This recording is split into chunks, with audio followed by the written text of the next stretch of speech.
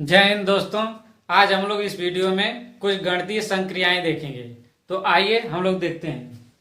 और यदि आप इस चैनल को सब्सक्राइब नहीं किए हो तो लाइक और सब्सक्राइब जरूर कर लें। तो देखिए, दो संख्याओं का योग 37 है और उनके वर्गों का अंतर 185 है। तो दोनों संख्याओं का अंतर क्या होगा? तो देखिए, आप ध्यान से सवाल पहले पढ़ा करिए, उसके बाद देखिए कि पूछ क्या रहा है। तो संख्याएं दिया है, दोनों संख्याओं का योग दिया है और वर्गों का अंतर ये दिया है, लेकिन दोनों संख्याओं का अंतर नहीं दिया है। तो देखिए, लिख लेते हैं। मान लीजिए संख्याएं x और y है, तो क्या करेंगे? x प्लस y बराबर क्या दिया है? 37। और ये दिया है कि दोनों संख्याओं, ये जो दो संख्याएं x और y, तो इनके वर्गों का अंतर, यानी वर्ग, दोनों का वर्ग का अंतर क्या हो गया? 185। अब देखें कि x square minus y square का सूत्र क्या लगता है?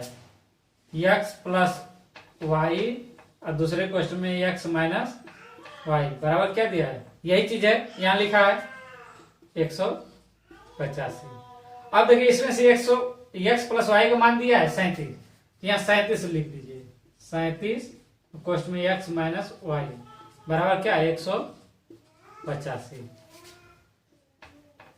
तो x माइनस वाई बराबर क्या होगा? 185 भागे, ये चला जाएगा भाग में 37। देखिए 37 से कट रहा है, तो यदि अगर काटा जाए तो कितना? 7 5 35, यानी लास्ट में 5 आ रहा है, तो 5 7 35, अब 5 3 15 3 18, यानी कि 5 बार में ये कट जाएगा। यानी हमारी x माइनस वाई, यानी दोनों संख्याएं, दोनों संख्याओं का अंतर कितना आ गया? हमारा 5 आ गया। यही देखिए हमारा आंसर हो गया, उत्तर। आइए अगली सवाल देखते हैं। देखिए 0.4, इसके ऊपर ये बार है, ये एक तरह का ब्रैकेट होता है, यानी कोष्टक। 0.4 का वर्गमूल क्या होगा? अगर ये सिंपल होता तो निकलता, लेकिन इसके ऊपर ब्रैकेट दिया है।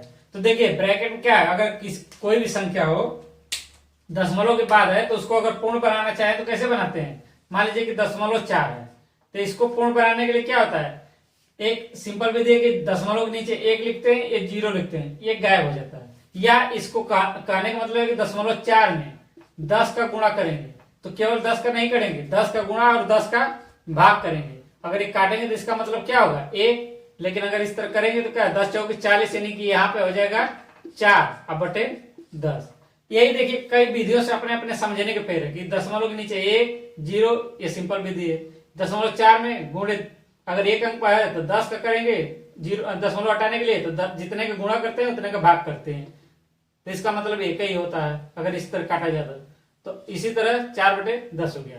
तो देखिए, तो ये तो हो गया दशमलव का सिस्टम, लेकिन ये बार लिखा है, तो जब बार वाला इस तरह का आता है, जैसे कि 0.4 है, तो इसके नीचे क्या लिखेंगे? ये दशमलव हटाने के लिए अगले स्टेप में लिखेंगे दशमलव क्या, ये दशमलव हटाने के लिए ये 4 बटे 9 लिखेंगे।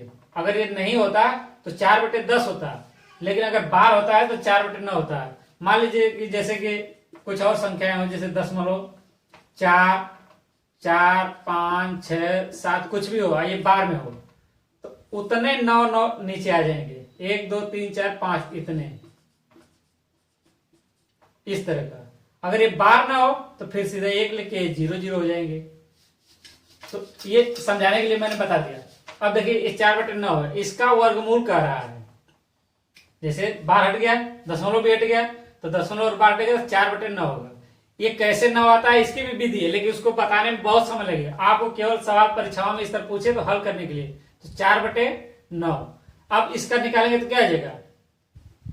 4 का वर्गमूल कितना होगा? 2 होगा। आप सभी लोग जानते हैं। अगर हम और विस्तार से करें तो देखिए 4 को हो जाएगा 2 गुणे 2 बटे 9 को हो जाएगा 3 गुणे 3। जोड़े में निकलता है, तो जोड़े में 2 में से 1 2 निकलेगा तो क्या हो जाएगा? 2 बटे 3।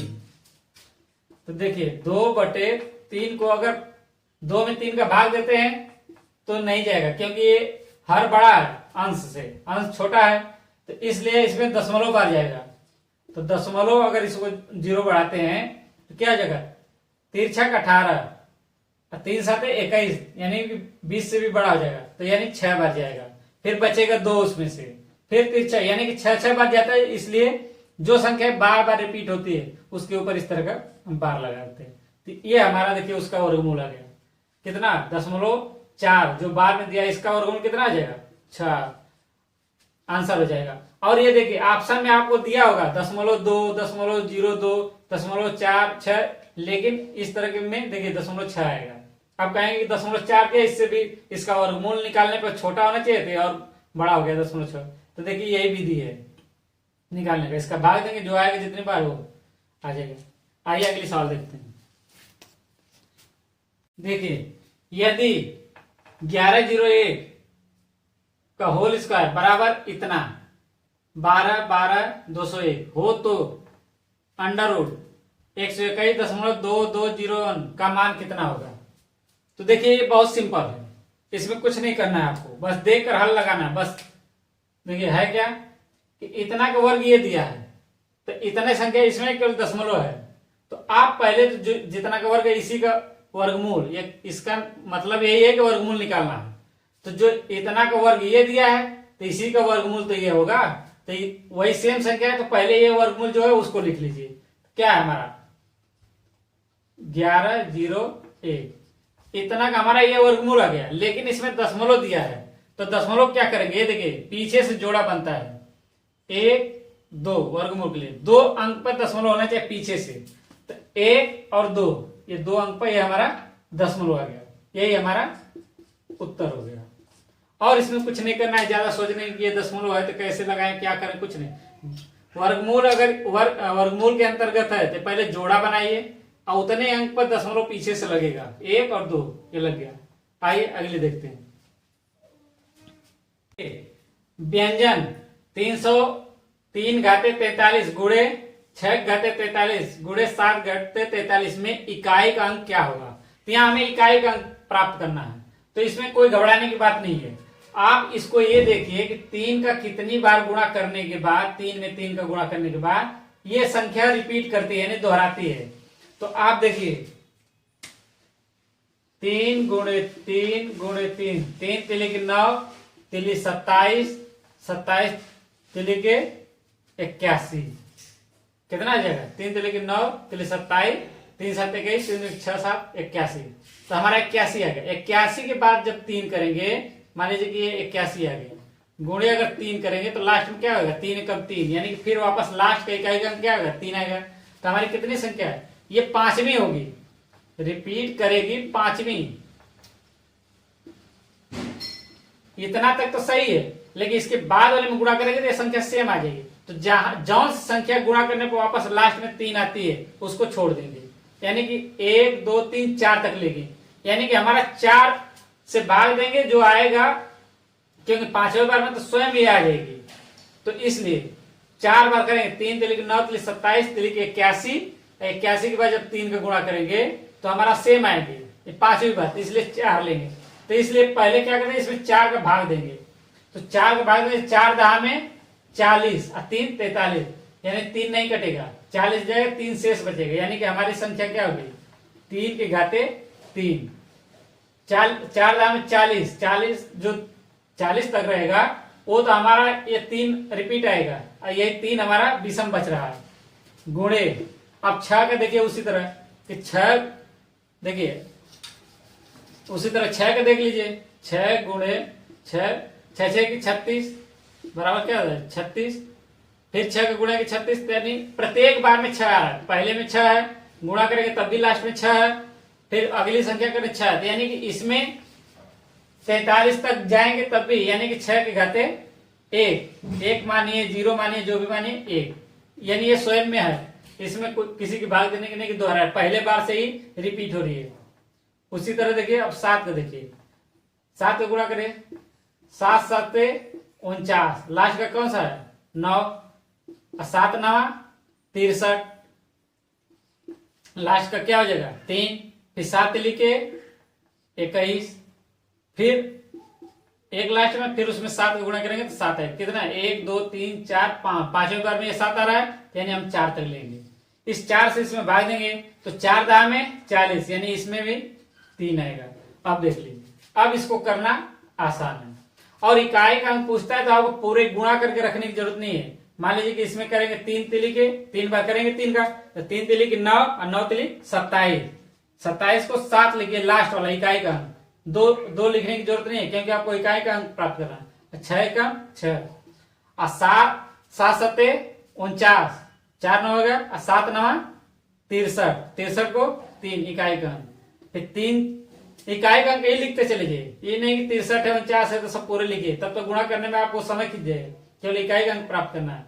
तो अब देखिए 7 6 42, 42 को इकाई का अंक क्या है 2। अगर 42 इस तरह लिखते हैं तो इकाई का अंक यह है, तो 7 6 42 में हम क्या लेंगे 2 गुणे 3, 3 दूनी के 6, यही हमारा इकाई का अंक आ जाएगा, यही हमारा उत्तर। तो ये सब लिखे हैं मैं समझाने के लिए। आप ऐसे चाहे तो ऐसे अंगुली पर ही दोहरा सकते हैं मन में भी कि कितने बार दोहरा रहा है, तो उससे एक सेम जो संख्या 3 आ रही है तो उससे एक स्टेप पहले से इसमें भाग दे देंगे, जो विषम संख्या बचेगी उसके घात चढ़ा लेंगे, फिर उसका गुणा करते जाएंगे, इकाई का अंक में ही बार बार गुणा करेंगे, इकाई का अंक रखेंगे।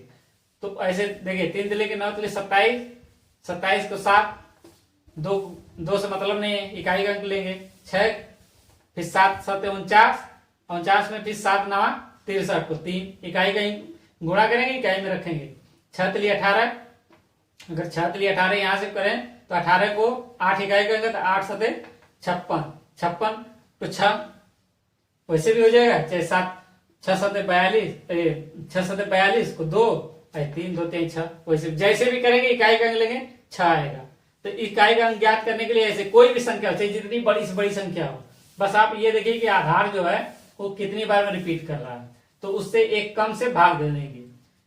ठीक है, आइए अगली सवाल देखते हैं। देखिए यदि √3 बराबर 1.732 दिया है तो 2 + √3 बटे 2 - √3 का मान कितना होगा। तो देखिए इस तरह के सवालों में क्या होता है कि जो ऊपर की संख्या होती है इसी को होल स्क्वायर करके हल करते हैं, नहीं तो इसकी हम विस्तार से विधि बताते हैं, उसके बाद आप यही समझ लीजिए कि इसका होल स्क्वायर करते हैं। अगर ऊपर सेम संख्या दिया ऊपर नीचे, बस चिन्ह का अंतर हो, ऊपर प्लस हो नीचे माइनस हो, अगर मान लीजिए नीचे प्लस होता है ऊपर माइनस होता है तो उस पर माइनस का होल स्क्वायर करते हैं, और प्लस का दिया तो ऊपर जो दिया रहेगा उसी को होल स्क्वायर कर देंगे। बस ये होना कि चिन्ह बदलना होने चाहिए, सेम संख्या होनी चाहिए। इसको कैसे इस तरह करते हैं इसको हम समझाते हैं। देखिए 2 + √3 बटे 2 - √3। अब ये जो नीचे वाली संख्या है इसका चिन्ह बदलकर सेम ऊपर नीचे गुणा कर देते हैं। जैसे देखिए 2 + √3 बटे 2 + √3।